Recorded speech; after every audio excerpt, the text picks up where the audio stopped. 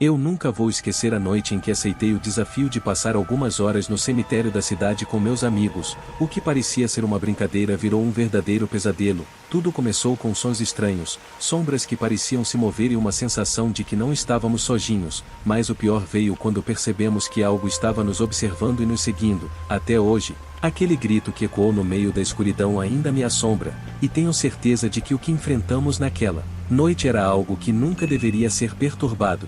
Isso aconteceu há alguns anos, mas até hoje lembro de cada detalhe como se tivesse acabado de acontecer. Era uma noite comum na praça, eu estava com João e Marcos, dois amigos de infância. Estávamos entediados, como sempre, quando João veio com a ideia que mudou tudo. Já pensaram em passar a noite no cemitério da cidade?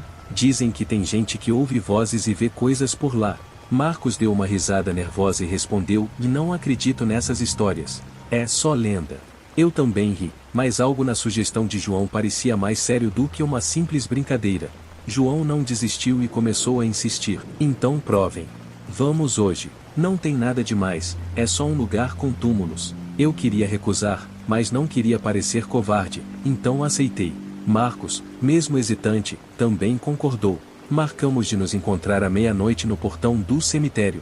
Quando chegou a hora, lá estávamos nós, olhando para o portão de ferro enferrujado que rangeu alto quando empurramos. Do lado de dentro, a escuridão era quase total, iluminada apenas pela luz da lua cheia. Entramos com as lanternas ligadas, tentando ignorar a sensação de que estávamos sendo observados. Logo que cruzamos o portão, percebi que o silêncio ali era diferente. Não era só a ausência de sons, era como se o próprio ar estivesse parado. Não havia o som de grilos, nem de vento, nada. Era como se o cemitério estivesse isolado do mundo. As lápides ao redor estavam desgastadas, algumas inclinadas e outras quebradas, cobertas por musgo que escondia os nomes gravados. O caminho de terra que seguia até o centro parecia infinito na penumbra. João sugeriu que explorássemos o local antes de nos acomodarmos no mausoléu principal, que ficava no centro do cemitério. Ele tentava agir como se não estivesse com medo, mas dava para perceber que estava inquieto. Caminhamos por entre os túmulos, e algo na atmosfera parecia errado. As árvores ao redor eram altas e retorcidas, e suas sombras, criadas pelas lanternas, pareciam se mexer de forma independente. Foi Marcos quem apontou para um túmulo afastado. "Olha isso aqui", ele disse, iluminando o chão. A terra ao redor estava remexida, como se alguém tivesse cavado ali recentemente. Tinha algo estranho demais naquele lugar. Depois de alguns minutos andando, ouvimos o primeiro barulho. Era um som baixo, quase imperceptível, como algo sendo arrastado na terra. Paramos imediatamente e olhamos uns para os outros. O som parou também. "Vocês ouviram isso?" perguntei, tentando manter a calma. João fez que sim com a cabeça, enquanto apontava a lanterna para a direção de onde o som parecia ter vindo. Não havia nada lá, apenas o caminho de terra vazio e as sombras das árvores. Continuamos andando, mas agora mais devagar, atentos a cada ruído. Foi então que vimos algo que me arrepiou. Uma lápide estava caída, e havia marcas profundas na terra, como se garras tivessem passado por ali. Marcos se abaixou para olhar melhor, mas rapidamente se levantou. "Isso é estranho, parece recente." O silêncio voltou a dominar o ambiente, mas agora parecia ainda mais pesado. Nenhum de nós queria admitir, mas sabíamos que algo não estava certo. Chegamos ao mausoléu central, que parecia ser o único lugar seguro naquele cemitério. Era uma construção antiga, com paredes cheias de rachaduras e o teto parcialmente desabado. Entramos e encontramos velas apagadas no chão, junto com símbolos riscados nas paredes. Ninguém comentou nada, mas todos sentimos a mesma coisa. O lugar parecia carregado, como se algo ruim tivesse acontecido ali. Sentamos por alguns minutos, tentando recuperar o fôlego e acalmar os nervos. Enquanto estávamos lá, ouvimos algo do lado de fora. Era um som leve, quase como passos. Olhei para os outros, e Marcos já estava com a lanterna apontada para a porta. O som ficou mais alto, e então parou de repente. João sussurrou: "Talvez seja só um bicho." Eu queria acreditar, mas algo no meu instinto dizia que não era tão simples assim. Ficamos em silêncio, esperando, mas nada aconteceu. Decidimos sair para verificar o que era, mesmo com o coração acelerado. Ao sair do mausoléu, fomos recebidos por um vento gelado que parecia mais forte do que deveria. Estávamos andando devagar, tentando entender o que tinha feito aquele barulho, quando ouvimos algo que fez todos nós pararmos. Era um som baixo, mas claramente uma voz. No início, parecia distante, como um murmúrio, mas logo ficou mais alto. Não era uma voz comum. Era como se várias pessoas estivessem sussurrando ao mesmo tempo, palavras que não conseguíamos entender. Vocês estão ouvindo isso? Perguntei. Marcos assentiu, enquanto João apontava a lanterna para a escuridão ao nosso redor. Não havia ninguém lá, mas as vozes continuavam, cercando-nos. Elas pareciam vir de todas as direções, sem uma origem clara.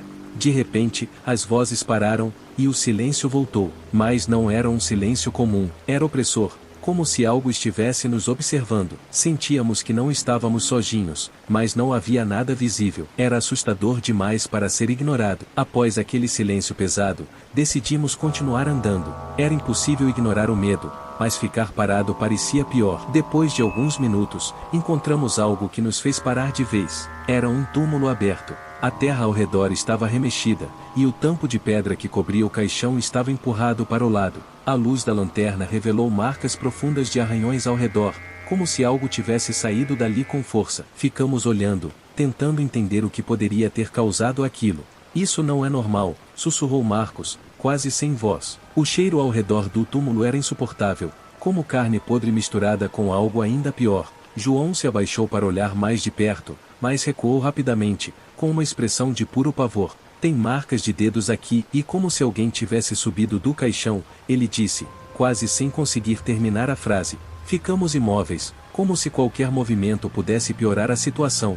Foi então que ouvimos um estalo vindo de dentro do túmulo. Era baixo, mas parecia que algo estava se mexendo lá dentro. O arrepio que senti foi tão intenso que minhas pernas quase cederam. Antes que pudéssemos reagir, um grito agudo ecoou pelo cemitério. Não era humano, era um som animalesco, gutural, carregado de dor e raiva. Era impossível dizer de onde vinha, mas parecia estar cada vez mais perto. João, que sempre tentava manter a calma, entrou em pânico.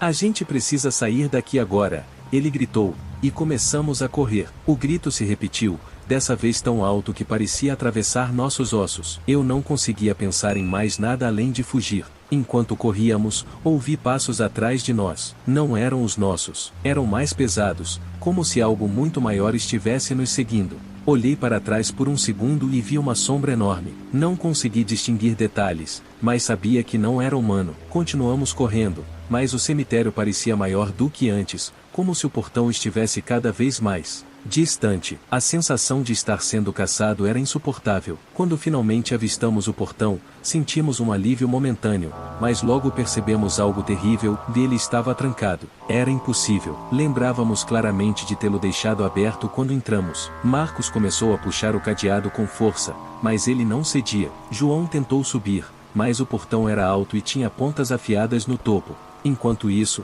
os passos atrás de nós estavam cada vez mais próximos. Olhei para trás e vi novamente aquela sombra. Ela estava parada, a poucos metros de distância.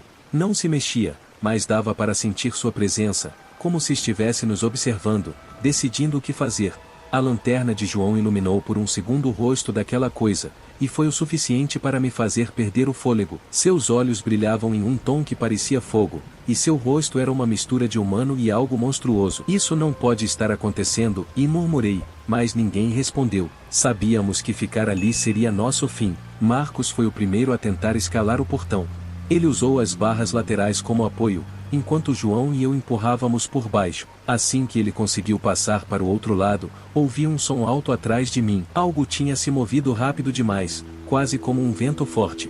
Virei-me e vi que a sombra estava a poucos metros de distância, mas ainda imóvel. João subiu logo em seguida, mas quase caiu quando uma de suas mãos escorregou. Ajudei-o a se firmar e, por fim, foi minha vez. Enquanto subia, senti que algo se aproximava. Não olhei para trás, mas ouvi os passos cada vez mais rápidos e próximos. Quando cheguei ao topo do portão, pulei sem pensar e caí no chão do outro lado. O impacto foi doloroso, mas eu estava vivo. Levantei-me rapidamente, e os três começamos a correr pela estrada, sem olhar para trás. Correndo pela estrada de terra, finalmente vimos a luz do amanhecer no horizonte. O céu estava começando a clarear, mas o medo ainda estava em nós. Nenhum de nós falou nada. Estávamos exaustos, machucados, e acima de tudo, aterrorizados. Quando chegamos à praça da cidade, nos jogamos no banco mais próximo e ficamos ali por minutos, tentando recuperar o fôlego. Tentamos contar para algumas pessoas o que aconteceu, mas ninguém acreditou.